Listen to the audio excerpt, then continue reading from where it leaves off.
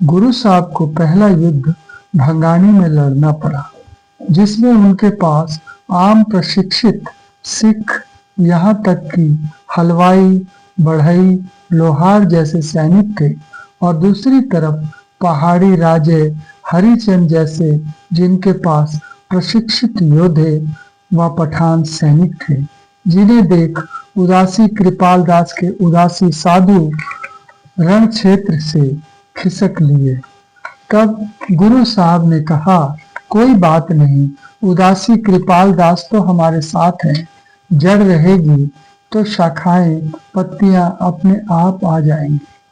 पीर बुद्धू शाह के 500 में से 400 पठान भी रण छोड़कर दुश्मन के साथ मिल गए, जिसका पीर बुद्धू शाह को बहुत अफसोस हुआ और वो अपने 700 चेलों को लाकर युद्ध मैदान में डट गया, जिसमें जंग में उसके 2 बेटे और 1 भाई व कुछ मुरीद शहीद हो गए।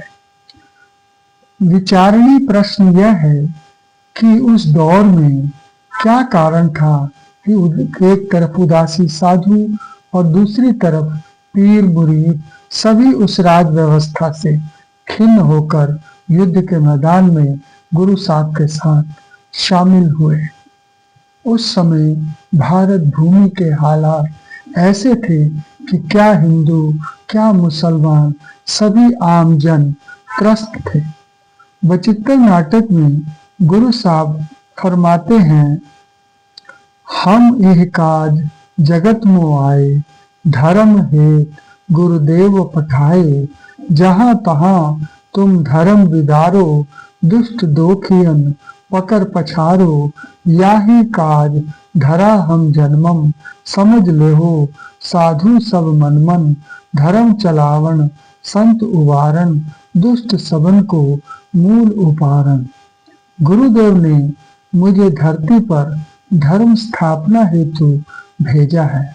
कहा है, जहां तहां धर्म को स्थापित करो, संतों को उबारो, दुष्टों को मूल से उखाड़ फेंको। गुरु साहब के बारे में अनेक भ्रांतियां हैं कि उनका स्वभाव जंगजू था। इसका जवाब गुरु साहब ने जफरनामा विजय पत्र जो उन्होंने औरंगजेब को लिखा था, उसमें उन्होंने हवाला दिया है।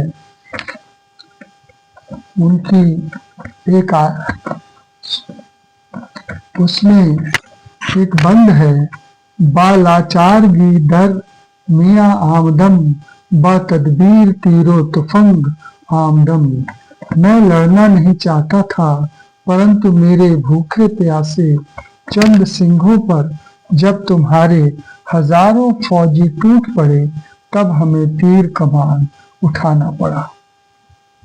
फिर आगे फरमाते हैं, चूकार अज हम हील के दर गुजस्त, हलाल अस्तु बुर्दन व शमशीर दस्त। यानी बातचीत के सुलह समझौते के साधन जब सब बंद हो जाएं और बातचीत रुक जाए, तो तलवार उठाना ही श्रेयस्कर होता है, क्योंकि वही एक रास्ता बचता है। गुरु साहब देवी देवताओं के मूर्ति पूजा के समर्थक थे। गुरु साहब ने चूंकि प्राचीन ग्रंथों का पुनर्लेखन किया, इससे ये संदेह पैदा होता है कि क्या वे प्राचीन आध्यात्मिक धारा को ही जारी रखना चाहते थे। इसका जवाब वे स्वयं कृष्ण अवतार में